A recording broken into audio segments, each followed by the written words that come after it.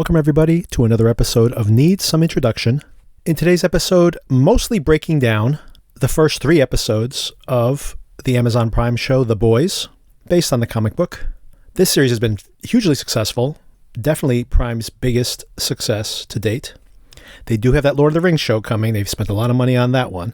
But for now, this is definitely their signature show, and I'll be spending most of this episode breaking those down. Meanwhile, in the feed, do keep your eyes peeled for those notifications.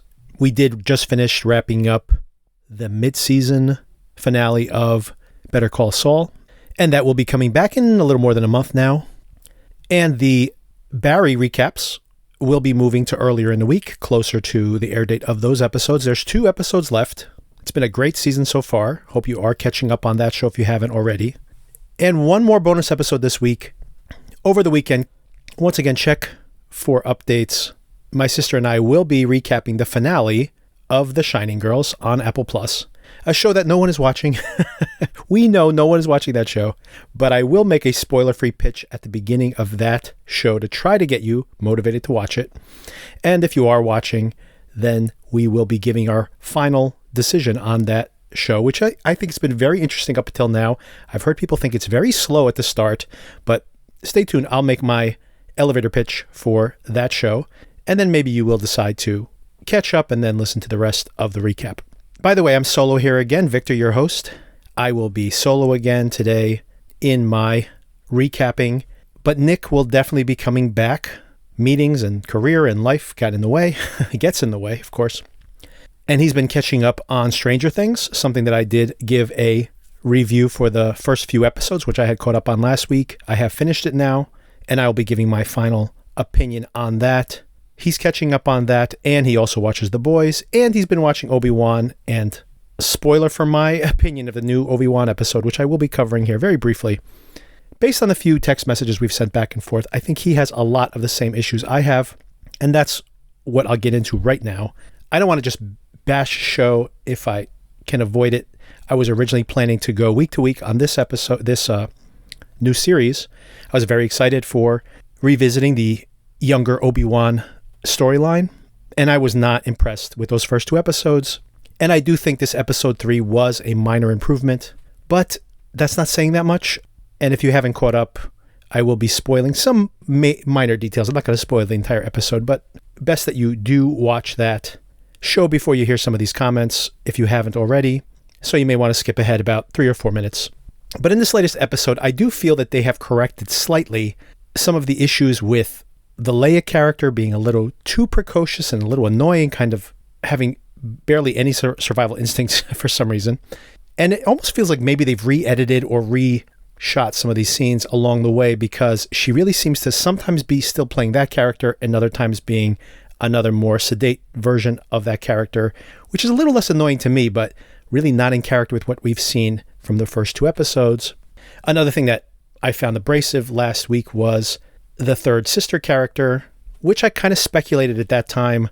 This was all to set up that she really had some ulterior motive. She's really not this bad person. She's going to make some kind of pivot. And there is a moment in this episode on the side where she seems to show a different side of her personality. So I do think that that is coming. My guess is that she is the baddest of the bad, but simply so that she can get closer to Vader, because she really wants to get revenge against Vader.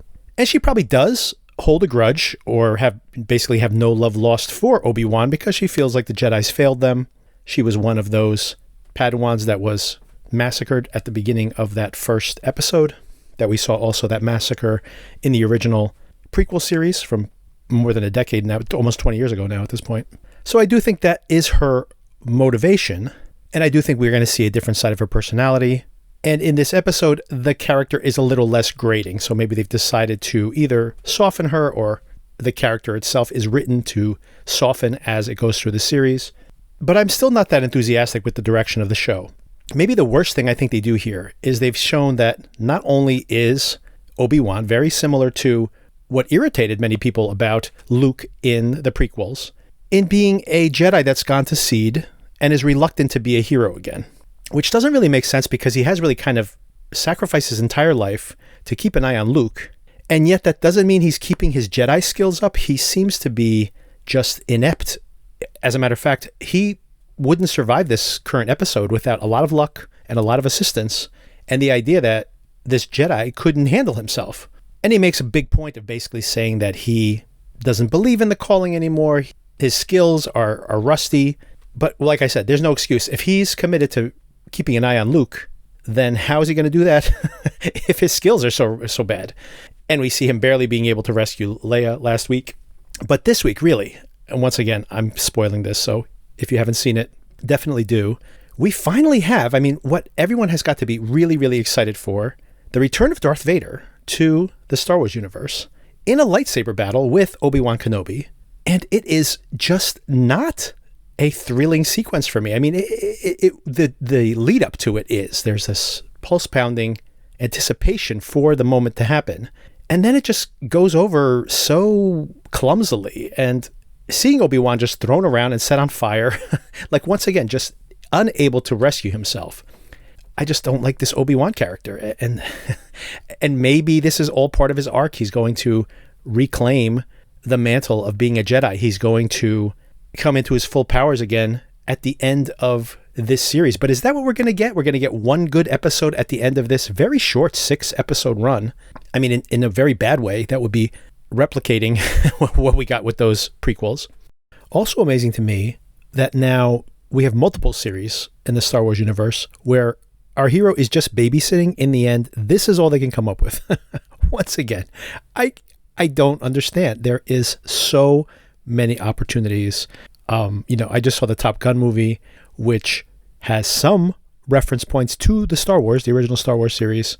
And not only do they kind of wink at the simplicity of that original Star Wars finale, but there's a movie, based on not a great original film, by the way, that creates a metaphor for getting older, for accepting your place in life, like things we all have to deal with as we get older.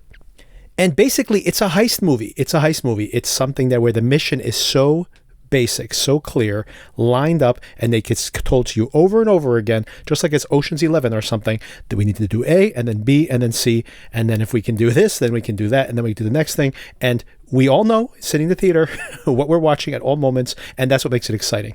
And that's something they're making with Top Gun, which is based on one film from decades ago, and the career trajectory of Tom Cruise, which adds a whole other layer to the film. But they make something really riveting by just saying, hey, what if we made this like a heist movie in planes, right? And, it just amazes me. You have this gigantic Star Wars sandbox, and you can't come up with any storyline other than, okay, we got to babysit one of the chosen messiahs, and then just drag in some characters from the previous series. Like, I don't get it. It just seems like a real lack of creativity.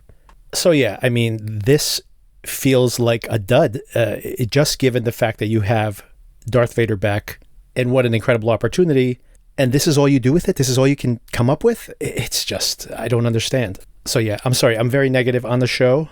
If you are still enthusiastic about it, let me know if you can make heads or tails of this. Maybe there's, we see a little bit of Obi-Wan's internal struggle that, he feels bad about what happened to Anakin. So the shock of it, to see him as Darth Vader, of course, probably is truly shocking. But when you have him paired up with a child, he can't really have those conversations that give us that kind of interiority that we may need to make this thing have some weight.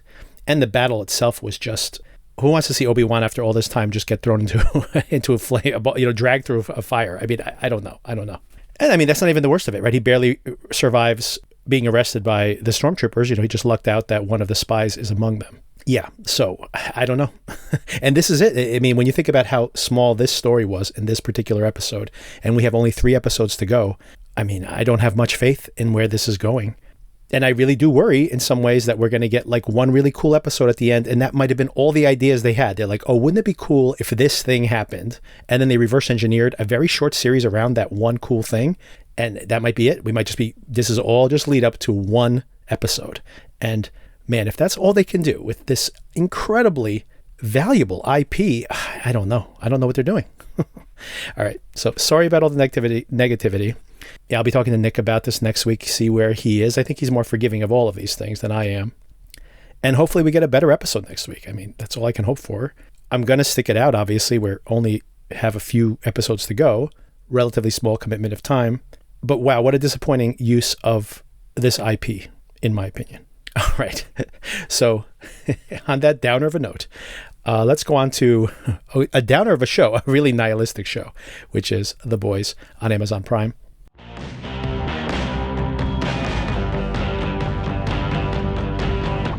First of all, I want to call out that this is probably a pairing mistake that I made.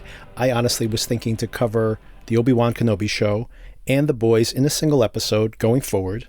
And I might end up splitting these up depending on the way the content breaks out, for the simple fact that I was kind of assuming that Obi Wan Kenobi was going to be more of a show geared towards maybe older men, the story of a hero gone to seed. I'm going to make the Top Gun analogy yet again, the Maverick movie, which came out recently, a film really about aging out of a certain role and accepting a different role.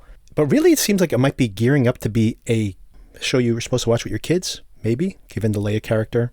So maybe this is not a good pairing after all, because this show is extremely cynical. It basically rejects traditional heroics, The Boys, that is. So maybe not the best pairing. But with that out of the way, let's get into a breakdown, a little bit the history of the show, the history of the comic book and the creators behind it, catching up on season 2, and then breaking down these first 3 episodes. So The Boys was created by Garth Ennis, an Irish writer who grew up during the Troubles in Ireland. And this really ingrained in him at a very early age a mistrust of the government, as the Irish were oppressed by the Protestant British, and of religion in general. He found religion to be hypocritical. And he grew up reading mostly war comics. When he was older, started reading superhero comics, he found them to be utterly ridiculous. And this really inspires the philosophy of the comic and the show, The Boys. What if there was a real-life Superman? He'd have too much power. It would probably drive him insane to be someone with superpowers amongst mere mortals. And it would just make him an entitled monster. This is going back to a total digression here of Zack Snyder's vision of Superman in those Justice League movies, making him exactly that. A being with all this power would eventually become a corrupt and corrupting force, which may logically be true, but we have The Boys to explore that. We have other deconstructions of superheroes. And my critique is that you can't have Superman itself be that when everything else is supposedly a juxtaposition against that very thing. If the Superman itself, the ideal, doesn't exist, then there can't be any kind of sarcastic commentary on it, which is to say that Zack Snyder, in my opinion, created that character in the wrong way.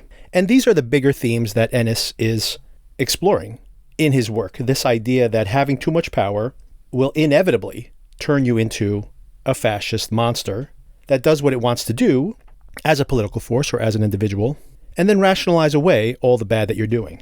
And that the powers that be, the industries, for example, comic book movies, comic books themselves, would want to maintain the image of the impervious superhero with no moral failings, because it is what the public wants to see. It's what they want to project of this.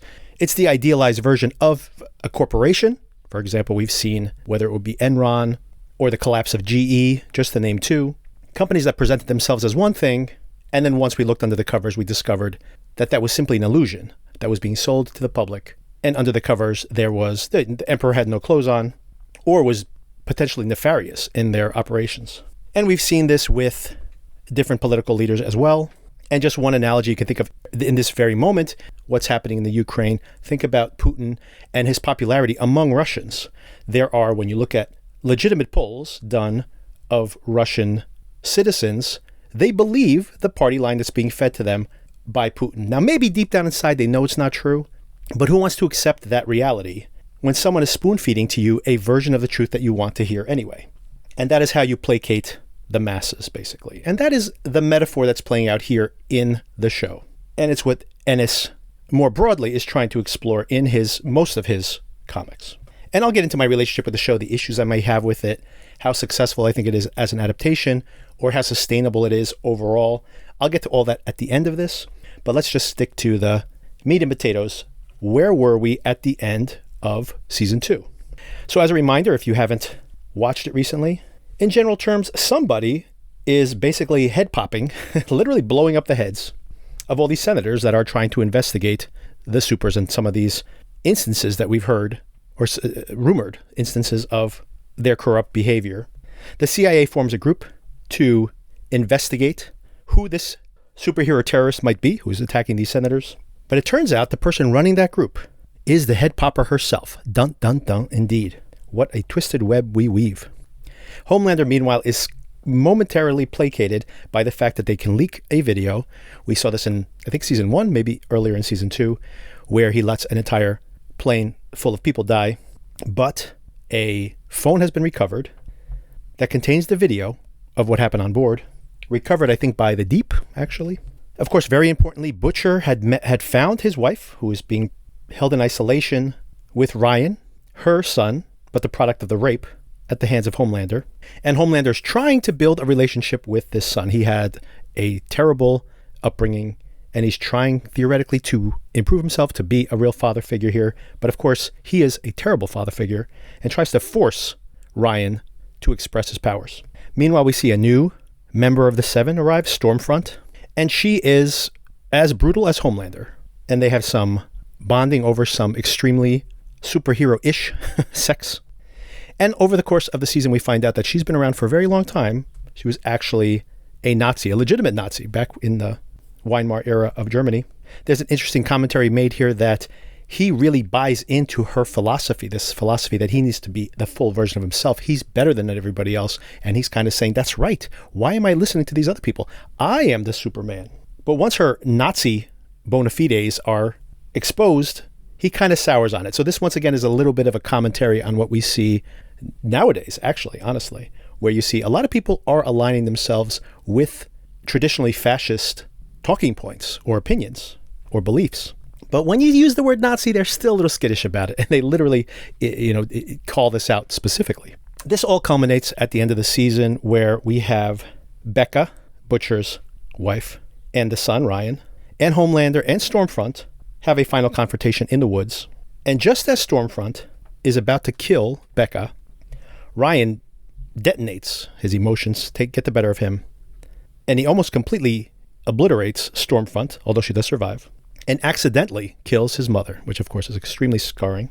Butcher leaves with Ryan, and Homelander allows him to leave because his son openly rejects him. And without Becca there, someone needs to be the parent. So he makes the right choice. And I say that because it's the correct thing for him to do. I'm not sure if his motivation is good. So that's season 2 in a nutshell. All the main talking points. So with season 3, we open with a major fake out where we see the Earth decimated. This reminded me of the most recent Justice League bonus scene, by the way. And of course, not ironically, I think intentionally, they are calling directly to the Snyder Cut of the Justice League movie. Because not only do we have that same kind of look and feel here in this opening moment, it turns out that we are watching the movie, the fictionalization of the events we saw last season. And of course, what happened as a very intimate sequence in the forest, of course, gets turned into a giant action sequence where whole cities are destroyed, looking very much like an Avengers film, for example. And Seth Rogen, one of the producers of this show, pulls his friend card with Charlize Theron to get her to play Stormfront. What a surprising giant cameo here. We then see a pretty funny and pretty disgusting sequence here where we see Billy and the boys are working along with this legitimate, supposedly, anti-Supes CIA organization where Huey is now working and has a legitimately good working relationship with Victoria, his boss, / Nadia, / the head popper. So this is all about to go very badly for him. But at the moment, things are going pretty smoothly. There's a 60% reduction in people being killed by Supes. And their current target is someone called the Termite. So it's someone who can change shape. It's like an analog to Ant-Man. And we see him at a party. I believe it's at this club we've seen before where the Supes get to really cut loose. Supposedly, everything that happens there is supposed to stay in there. But they've gotten inside and they see him, this guy, changing sizes. He's simulating sex with a doll inside of a dollhouse. But the culmination of the scene is so ridiculous, and it's amazing what they can get away with on this show with the gore and the sexuality, something that you literally could not get away with in a movie. But he goes backstage after this performance, And he goes, him and his boyfriend, to do a line of coke, I believe. And then he shrinks down super small because his boyfriend wants him to. By the way, if kids are listening to this right now, turn this off. But he shrinks down super small and climbs into the guy's urethra in graphic detail, by the way. And he's basically stimulating his urethra from the inside. But in the middle of doing this, he's been sneezing when he does his lines, and he sneezes and blows this guy up from the inside. It's disgusting, really extremely disgusting. And this is the humor in the show, by the way. So I want to call it out specifically because I feel like more and more, it's always been this way, but it was kind of like the shock of these gross out sequences. It's become like these are the punchlines to every single one of these. And unfortunately, maybe I'm previewing my general opinion of the show and the direction of it. Since the people who get killed in these set pieces are all the human bystanders, it makes it a little bit hard to have any kind of grounding at all in this show, because anybody who's a normal person has got to eventually be the fodder for the rest of the show. And here's an example of it, although it is disgusting, really disgusting, and hilarious as well, if this is your kind of humor. And honestly, if this kind of humor turns you off, you would not be watching this show anymore. He gets caught by the boys and tries to shrink down and kill them also in the same way by climbing inside of them to blow them up. But he gets caught by Butcher. And with that preamble out of the way, I'm really going to work towards the end of the show and work backwards. Because with 3 whole episodes, I really can't go and break down every single plot point beat for beat. That will probably be more the case when we pick this up next week. But a little too much ground to cover, so I'll try to work from the back and fill in the blanks. So in the second episode, we see a few really key things happen. It's Homelander's annual birthday party. It's like a big television event. We're already starting to see that Stormfront has built up a following with her openly fascist beliefs. But among the general public, Homelander, his brand is tarnished, basically. But on the day of his birthday, after the supposed suicide of Stormfront, who had been horribly mutilated by the events at the finale of last season, and is still recovering, but not recovering well, they have a horrible sex scene, by the way, where she masturbates him. And this is basically where they're at. And she, as they say in the show, $1 million babies herself by chewing off her own tongue and choking on it and killing herself. But we never see the body. We see the body only in a bag. So I do wonder if she has truly died. Although it would make sense. She seems to be utterly miserable in her current state. And this seems to be the thing that finally spirals Homelander out of control. He goes on a rant on his birthday party where he basically says a lot, honestly, terribly, of the kind of populist propaganda that we've been hearing, not only in the United States, but also among leaders across the world. I don't make mistakes. I'm not just like the rest of you. I'm stronger. I'm smarter. I'm better. I am better. I'm not some weak-kneed fucking crybaby that goes around fucking apologizing all the time. And why the fuck would you want me to Go be? to fucking commercial, Roger. Go to fucking commercial. Don't you dare stop rolling, Roger. All my life, people have tried to control me. My whole life. Rich people, powerful people, tried to muzzle me, cancel me, keep me impotent and obedient, like I'm a fucking puppet. You know what? It worked. Because I allowed it to work. And guess what? If they can control me, then you can bet your ass they can control you. They already do, you just don't realize it. I'm done. I am done apologizing. I am done being persecuted for my strength. You people should be thanking Christ that I am who and what I am, because you need me. You need me to save you. You do. I am the only one who possibly can. You're not the real heroes. I'm the real hero. And rather than this hurting his brand, it actually strengthens his brand. I want to call out, we've seen that Mother's Milk, in the meantime, has tried to repair things with his family, and he goes and visits his ex-wife, who has a very, very different, nebbish type of new husband or boyfriend. Not sure if they're married or not. But we do see him eating up this rant that Homelander goes on, and I do worry about what that means for him in the future. I do not think that's going to be an isolated event there. Homelander finds out that he's been trending well. He's very excited to get the news. Also finds out that he's doing well in the Rust Belt. His numbers are way up among men, not necessarily among women, not in the cities, not among minorities. But when you put him and Starlight together, hint, hint, their popularity combined is 98%, which is a record for the polling on the 7. Meanwhile, earlier we had found out that there is now a V24, which basically is V that gives you superpowers for 24 hours. And there is a important scene earlier on, I believe in episode 2, where Giancarlo Esposito, that's right, Gus Fring, or in this show, Stan Edgar. Interesting that he's the big bad on 2 different, hugely popular shows simultaneously. But he's trying to pitch this incredibly expensive solution, this daily dosage of V, to the government, because wouldn't it be nice to be able to have soldiers that could fight against the supers without having permanent superpowers? So not to create more of them, but to control them. It's important in this conversation, by the way, that he's saying that I want to get out of the superhero business. I'm tired of babysitting these superheroes. I think you can read this as saying that he wants to get out of the superhero business and focus exclusively on pharmaceuticals and military contracts. I read this differently. I read this as him saying that he wants to get out of the superhero business. He actually wants, I think this might be all part of his grand scheme, what we see playing out here. He wants the superheroes to become supervillains, to be vilified, to be considered a threat by the government and by individuals in the street, because then you have a much, much bigger consumer base. The analogy, of course, would be if you're a gun manufacturer, do you sell weapons to the government only, to the military only, or do you sell it to the public? Because you can sell way more guns to the public than you can to just one buyer, the government. And I think that is the goal, making V24 a product for the masses.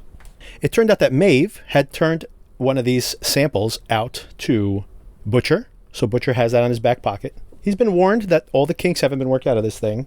So we discover over the course of these episodes that Soldier Boy, who is supposed to be another invulnerable superhero, was supposedly killed by some kind of super weapon. And most of the plot points here, everybody's kind of on separate missions trying to track down what this super weapon might be, because if they can get their hands on it, maybe, just maybe, they can kill Homelander. Just before I forget, I do want to call out that Carl Urban, especially in season 1, the accent he uses for Butcher was so artificial. It almost made me feel like the character himself was putting it on and it wasn't a real accent. And that's bothered me actually even in season 2. But I don't know if I've just acclimated to it or he's figured out the right balance to it. But I really do like him using the accent here now. I've always liked his performance. It was the accent that was throwing me off, but either I've adapted to it or he has gotten it right, the right balance of cartoonish accent and believable accent. So inevitably, Butcher has used the V, the 24-hour V, to go after Gunpowder, who was Soldier Boy's sidekick back in the day. And it turns out Gunpowder doesn't really have tons to tell him. Gunpowder nearly kills him multiple times because he's such an incredible trick shot, basically. He can shoot a bullet off of 3 different posts and Butcher barely escapes with his life. So he does take the V24 and basically under the threat of death, Gunpowder does spill the beans that he doesn't really know what happened, but he does know that it happened on a mission that he was on and that Mallory was the person who ran that mission. Dun, dun, dun. Once again. Now, the most interesting part of this whole entire sequence, and I think this is maybe the deepest the show has explored this, and I look forward to more of it, is that Butcher has had this one-dimensional hatred for Homelander, obviously, for many, many obvious reasons, but has never kind of empathized with the life he's had to live. And Butcher now gets just a little taste of this power, just a tiny little taste of it. And he goes off the rails. He, completely obliterates Gunpowder in a very grisly sequence, slices his head off, just the top of his head off, and then really struggles to keep it under control. So just with this tiny little bit of power, you see how he should have some empathy now for what Homelander went through and what Ryan is going through right now. This little boy who's basically already had to deal with understanding how to control his own powers. Over the course of this episode, we also see that the boys are all back together now. Mother's Milk, now that Soldier Boy is part of this storyline, entire family actually was killed by Soldier Boy. He now is drawn back into the story. Of course, Huey's back because he's found out that the organization he's been working for completely manipulated everybody and manipulated him, thinking that he's doing, fighting this thing the right way, when of course his boss is the supposed terrorist they're looking for. Meanwhile, Frenchie gets lured out by an ex of his, and this all turns out to be fortuitous. It's a very Deus Ex Machina here with the way this all plays out. We'll get around to it because it comes back at the end of the episode. Starlight, meanwhile, has been made co-captain of the Seven. Homelander's not very happy about this. And she is thinking at first that this is a real way to have real change from inside. Maybe she can change from within the system.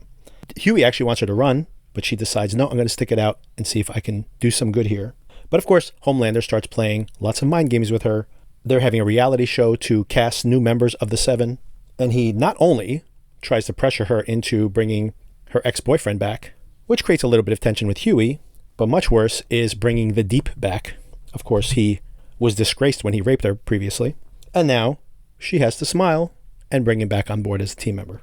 A-Train is still in the Seven, even though he can't use his powers without potentially risking his life.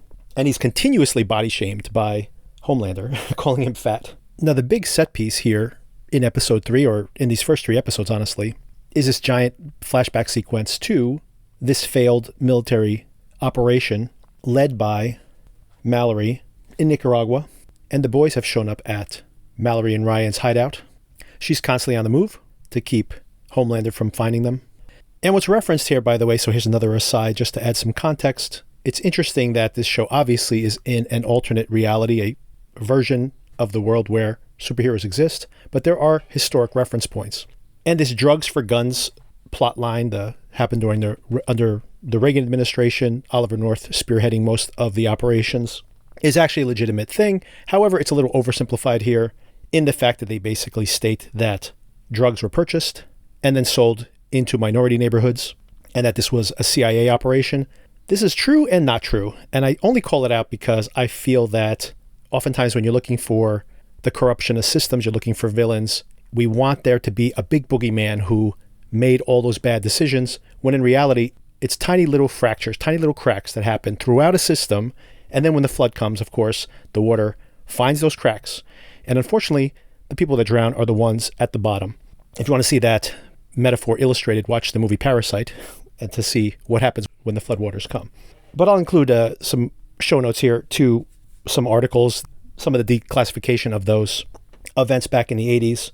But basically what happened was that there was indeed these Latin American Contras that were being funded. They needed funding to go behind the Senate's back. The Reagan administration ended up purchasing the drugs, selling them to Americans, and then using the money that they raised to buy guns to arm these militias. Manuel Noriega, for example, rose to power, funded primarily by these operations. And most of those drugs ended up in minority neighborhoods. And on the one hand, you could say that's a giant conspiracy. On the other hand, you could also say that it's just going to simply impact the most unfortunate always are the ones that are going to face the blame or face the worst consequences of whatever ends up happening when there is corruption in the system. And that's what happened here. So it's a big topic to be brought up in such a cavalier way here in the show. But I do want to call it out just for the fact that there is a real-world corollary to this particular story. In the flashback itself, this actress, Sarah Swire, great casting to be a young version of Mallory. Also good casting for the young Edgar. We see Black Noir before he lost his voice and was permanently masked. I believe it's the same actor who plays him all the time, just the first time we get to see his face. And he's complaining that he doesn't get to show his face enough. Well, he should have kept the mask on. That's what I got to say. And this turns out to be a military operation where they're trying to find out if the soups are a good fit for military activation. And it turns out they're a bunch of incompetents. They end up killing their own people. They draw attention to themselves by showing off their powers. And in the end, some kind of super weapon is used to kill Soldier Boy and abscond with his body. This makes me think that Soldier Boy is not dead, by the way. So here's my theory of the case. And all of this may have been a setup. So Edgar himself may have set this whole thing up so that Soldier Boy could be retrieved by some Russian operatives. And then maybe to be the patient zero for some of these V serums to be mass produced. Meanwhile, back at Vought, we see that Starlight has confronted Homelander one more time with the threat of releasing that video if he doesn't stop pushing her buttons. To which he gives a really chilling response. Go ahead. Release it. Let's light this candle, huh? I mean, sure, I'll lose everything, but then I'll have nothing to lose. First, I'll take out the nerve centers. The White House, the Pentagon. Then any domestic defense capabilities, and then critical infrastructure. cellular, internet, that kind of thing. And then, well, I think then, I'll just wipe New York off the fucking map. For fun. I'll even throw in Des Moines and that little cousin fucker hick town that Maeve's from. Because why not? See, Starlight, I'd prefer to be loved. I would. But if you take that away from me, well, being feared is A1 okie doke by me. So, go ahead, partner. Do it. The idea that power corrupts and absolute power corrupts absolutely, what would be the outcome of someone like that? In a way, he's constrained by his need for that public adulation.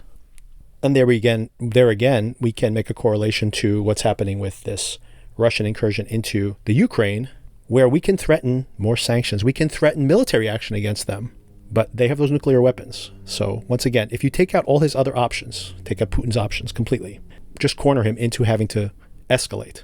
Not that it's a one-to-one correlation, but I do want to call out the fact that this show is indeed trying to grapple with the real consequences of power. Meanwhile, back at Mallory's hideaway, Butcher leaves things very badly with Ryan, and we see Ryan's anger flare up.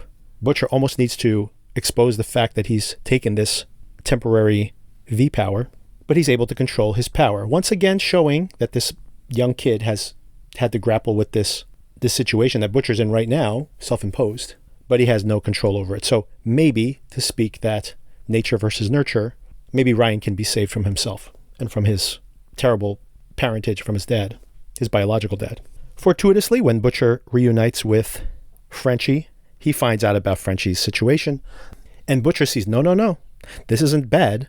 This is an opportunity. We're going to Russia. And I have a feeling that maybe as soon as next episode, we will indeed be heading to Russia. And we end on Homelander making a surprise announcement, improvising a romance with Starlight. Starlight actually doesn't recoil. She embraces it and starts making out with Homelander on their second take. And she makes a fist behind her back, which we know from the beginning of the episode that this is her way of dealing with uncomfortable situations. And here she is once again, subjugating herself for a greater good, supposedly. Oh, baby, how was I supposed to know that something wasn't right here? My loneliness is killing me, and I must confess, I still believe. All right, some more observations and nitpicks here at the end. Homelander, what an incredible asshole this guy is, making the Deep eat his friend. This is simultaneously a very funny sequence and very sad. By the way, if you want to see someone actually eat an entire octopus, check out the movie Oldboy. Not the only reason to check out that movie, by the way, a truly exceptional film, but also a grisly masterpiece of its own. Also very problematic in this sequence. Each time we see that the Deep is getting humiliated by these circumstances, his wife seems to be salivating. She's loving seeing him be humiliated. And I do worry not only about their relationship, but what extent she'll go to undermine him and humiliate him. Another point, I guess a nitpick, is they did an absolutely terrible job covering up Nadia's history at the orphanage. All those pictures of people's heads blown up. What is happening where they, supposedly are so covert and have done such an incredible job of covering up everything and yet leave this huge paper trail for Nadia. Another observation is just how incredibly grotesque this show is. I kind of called it out before, where we saw Gunpowder's head get sliced in half, but we also see just Nadia's powers, where she's, basically blowing up holes into her friend's face when he finally tracks her down. They would never allow this gore or sex content in a movie. Definitely be an NC-17 or an unrated movie, but it's on Amazon Prime. It's the world we live in. My critique of the show here at the end, I want to touch on a few criticisms I have of the show in general. And the first one is, I think that I touched on this earlier, but when you have a situation where everybody in the cast, minus the superheroes and the boys themselves, they have no personality, they're there just to deliver a punchline, it makes it hard to invest in the humanity of the show, considering that all those people are completely disposable. They end up putting us in the perspective of the superheroes themselves, where all these people are kind of beneath them. But maybe that's not unintentional. Maybe they want to force us to have an alignment with these superhumans in an uncomfortable way. But for example, when you meet the termite's boyfriend, you know he's going to die. He's only there to die. So, and that's pretty much across the board for the show. And the show, I think, has a Homelander problem. This is kind of like the Superman problem, as it's been called in the past.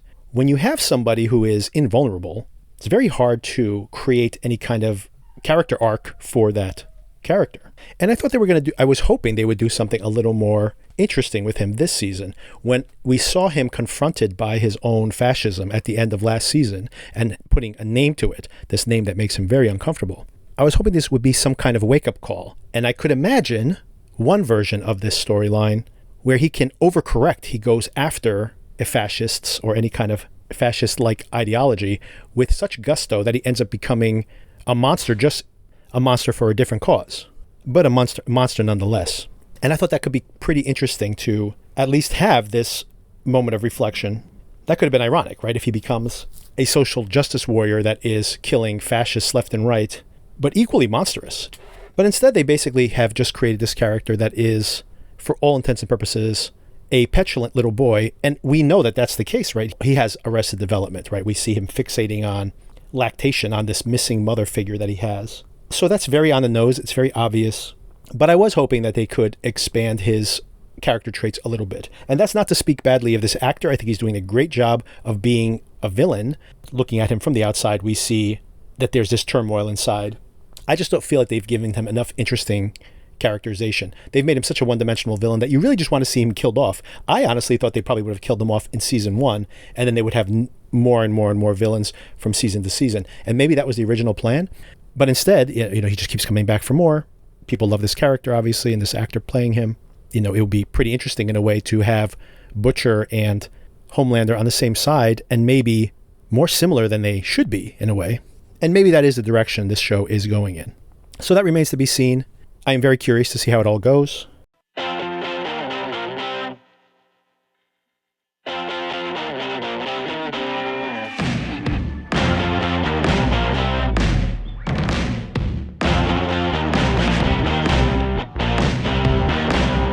We have 6 more episodes of the show.